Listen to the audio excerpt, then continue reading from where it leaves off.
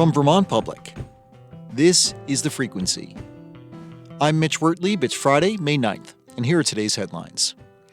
State leaders yesterday announced the launch of a legal defense fund for non-citizen Vermonters targeted by federal immigration authorities. Proceeds from the Vermont Immigration Legal Defense Fund will benefit the Vermont Asylum Assistance Project, which represented more than 300 people in immigration proceedings last year. Jill Martin-Diaz is the organization's executive director. The demand is outpacing us. As a small startup, we need help. The current system is overwhelmed. Martin-Diaz says the money will be used to hire paralegals and staff, train pro bono lawyers, and assist other Vermont nonprofits that provide immigration legal services. The fund will be administered by the United Way of Northwest Vermont. Lawmakers sent a bill to Governor Phil Scott's desk on Wednesday that relies on $118 million in surplus funds to keep education property taxes nearly flat. Homestead rates vary from town to town depending on local spending, but on average, the school side of someone's tax bill is set to rise just 1% this year.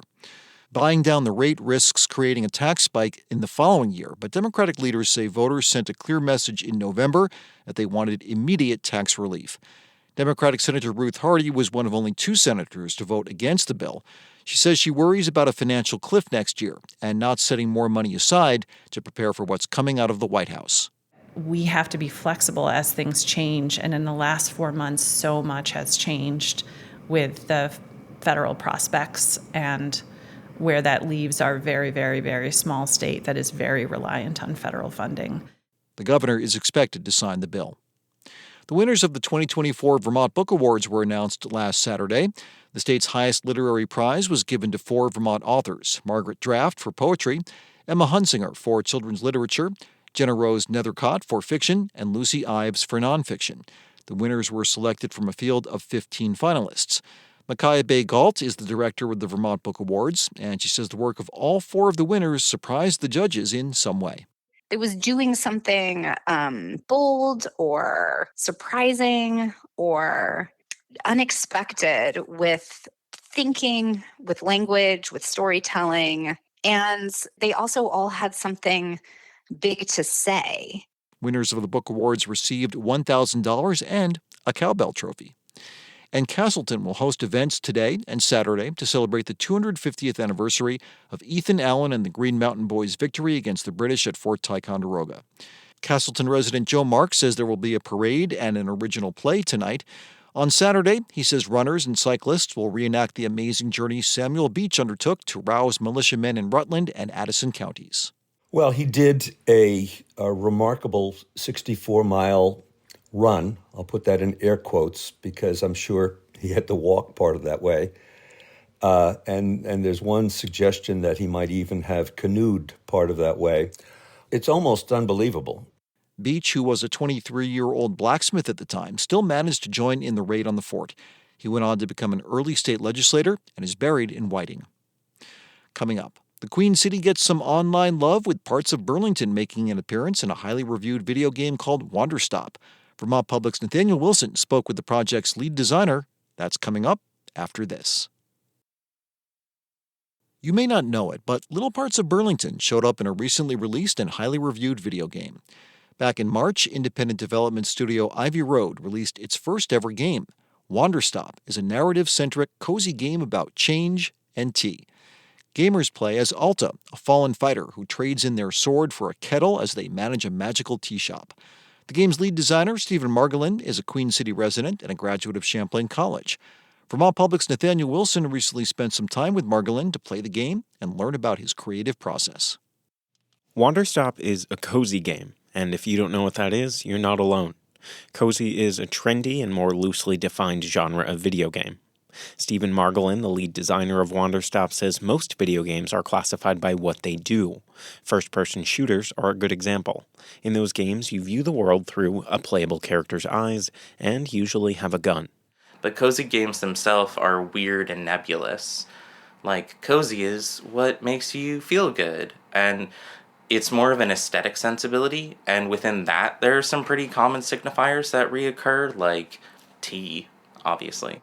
Wanderstop is full of warm colors and interactive elements, including pink grass and purple trees.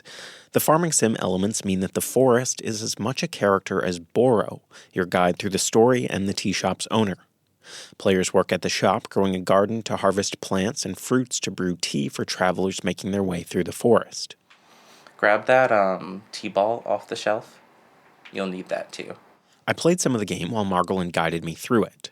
After taking a request from Fancy Bird, who he says is one of the game's more polarizing characters, I checked my field guide and set out to gather the elements needed to make the bird's request. A soothing cup of lavender tea with some cheeky color tweaks. The chip plant? Or no, the mess...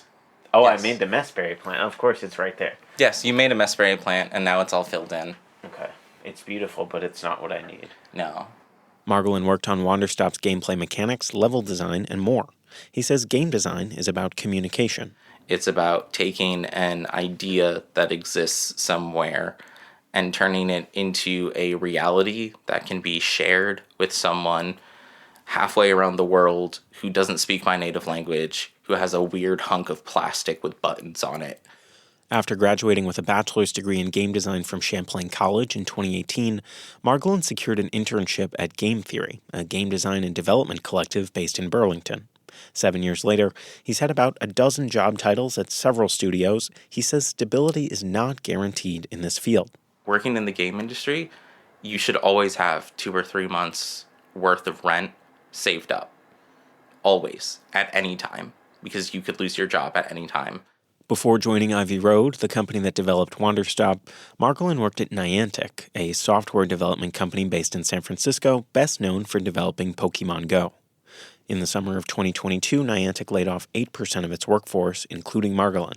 After losing his job, he cold emailed Ivy Road with an updated resume and a message detailing his experience and excitement about the company. And then I end it by saying, I would really love to make games with you. I'm excited by what's going on here. And I also love that you have stable funding. Hit me up. And then they did. Margolin says living in Vermont's biggest city allows him to build community while also finding joy and inspiration for games through the place he lives. Being able to go to Dobra and get really good loose leaf tea to inspire me for this tea game. Being able to walk around to all of our beautiful parks. At my last apartment, I had a garden which helped me shape and understand a lot of the gardening mechanics that I put into this game. We ended our time together by walking to a street corner in Burlington's Old North End. The spot features a view of the Intervale Center. It's somewhere that Margolin frequents on walks. What did you feel when the game went live? The day Wanderstop launched, it was still very muddy, but I walked down to the salmon hole anyway, and I stood out there looking at the Winooski River, feeling the sun on my back, and 2 ducks swam by, and it was incredibly peaceful. Ivy Road paid for Margolin and friends to have a Wanderstop release party at Queen City Brewery. But soon after, it was back to work on what he calls game number 2. And for now, Margolin says that's all he can say about it. For Vermont Public, I'm Nathaniel Wilson. Now, from online games to real-life play, it's time for our weekly check-in on news from the world of sports. And if things keep trending like they are, the Eastern Conference semifinals of this year's NBA playoffs will be known as the round of the upset. At least that's how it's shaping up for the defending champion Boston Celtics and the top-seeded Cleveland Cavaliers. Both those teams went into their respective series against the New York Knicks and Indiana Pacers with home court advantage, and while no one expected either series to be runaways, Boston and Cleveland were picked by nearly every hoops pundit to emerge victorious. It's sure not looking that way now. Cleveland dropped the first 2 games against Indiana mostly due to the clutch shooting of Tyrese Halliburton, who buried a 3-pointer in the game's last second to seal Game 2 for the Pacers. But in the case of the Celtics versus Knicks, it's really the Celtics beating themselves after building leads of up to 20 points in each of the first 2 contests and then blowing it. Knicks fans will bristle at that assessment and point to the timely clutch baskets made by All-Star Jalen Brunson and the dogged defense of Mikal Bridges, who ended any Celtics' hopes of a tying or game-winning shot in Games 1 and 2 by making steals in the final seconds of both. All true, but it was pretty evident the Celtics simply got complacent after building huge leads late in Games 1 and 2 and settling for 3-point shots that turned into brick after brick after brick and allowed the Knicks to mount comebacks each time. In Game 1, Boston also had the Knicks' best players in foul trouble early, but instead of attacking the rim and trying to draw fouls that would have put the game away, they just heaved up shots from beyond the arc and never stopped trying, even when it was clear that nobody could find the twine. They went a combined 4 for 26 on three-point attempts in the fourth quarter of Games 1 and 2, and in their most recent loss, they missed 14 of the last 15 shots they took over an 8-plus minute span of the fourth quarter. That's not a case of the Knicks outplaying the Celtics. It's the Celtics being too stubborn to abandon a strategy that worked fine for most of the regular season, but is threatening to send them to an early exit in the playoffs. Game 3 is an obvious must-win for Boston, but it won't come easy at Madison Square Garden, where Knicks fans will be roaring and sensing blood in the water for a major upset. It's time to see if these Celtics are really up to the challenge of defending their title, and step one should be getting out of their own way. Out west, the Oklahoma City Thunder refused to fall into the same trap against the Denver Nuggets.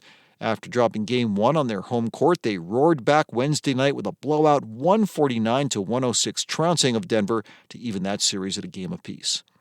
Turning to the NHL, could the Toronto Maple Leafs be on track to win their first Stanley Cup since the Summer of Love? That would be 1967, meaning it's been a 58-year drought for one of the most hockey-mad cities in the world. But right now, the Leafs are up 2-0 on the defending Stanley Cup champion Florida Panthers after a 4-3 home ice victory Wednesday night. That win came without their starting goalie Anthony Stolarz, who sat out with concussion symptoms after taking a cheap shot to the head by the notorious Sam Bennett, lustily booed by the Toronto crowd every time he touched the puck in Game 2. Backup Joseph Waldo got the job done in net, making 25 saves, and Mitch Marner scored twice for the Leafs, including the tie-breaking goal in the third to put them in the driver's seat heading into Game 3 in Florida. And in Winnipeg, the Dallas Stars got the jump on the Jets, winning Game 1 3-2, thanks to the second straight hat trick by Mikko Rantanen, who scored all 3 Dallas goals in the second period and became just the third player in NHL history to record hat tricks in back-to-back playoff games. In Major League Baseball, the Boston Red Sox have been kind of spinning their wheels in the early going, with a record now just over 500 after taking 2 out of 3 from the Texas Rangers at Fenway Park. The Sox won the rubber game 5-0, with Rafael Devers hitting a 2-run homer yesterday, and Brian Bayo giving up just 4 hits, although he only lasted 4 innings and did not qualify for the win. Justin Slayton, Garrett Whitlock, and Liam Hendricks held Texas scoreless out of the bullpen to seal it.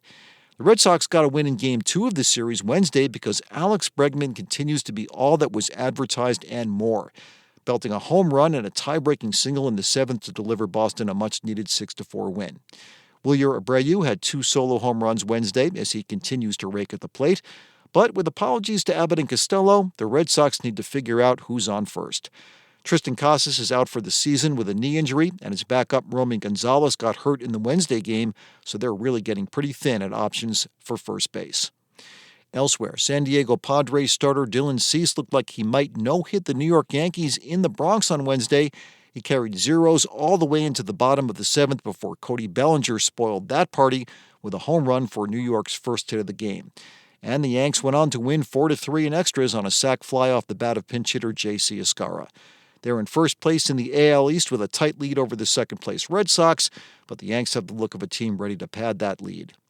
In the National League, the New York Mets still own first place in the NL East, their latest win coming over the Arizona Diamondbacks, and highlighted by their multi-million-dollar megastar Juan Soto homering in consecutive at-bats in a 7-1 Mets victory.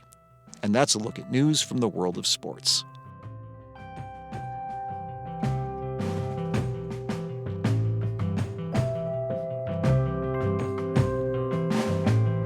Thanks for listening to The Frequency today. We had additional reporting from Peter Hirschfeld, Lola Dufour, Bob Kinzel, Adia Golston, and Nina Keck. Today's episode was edited by Liam Elder Connors, and our music is by Blue Dot Sessions. I'm Mitch Wertlieb. Talk to you tomorrow.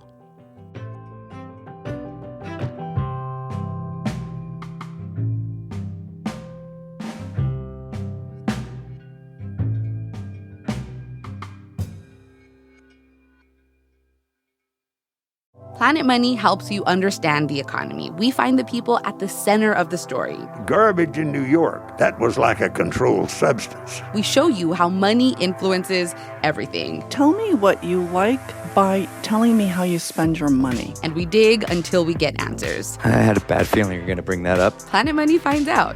All you have to do is listen. The Planet Money Podcast from NPR.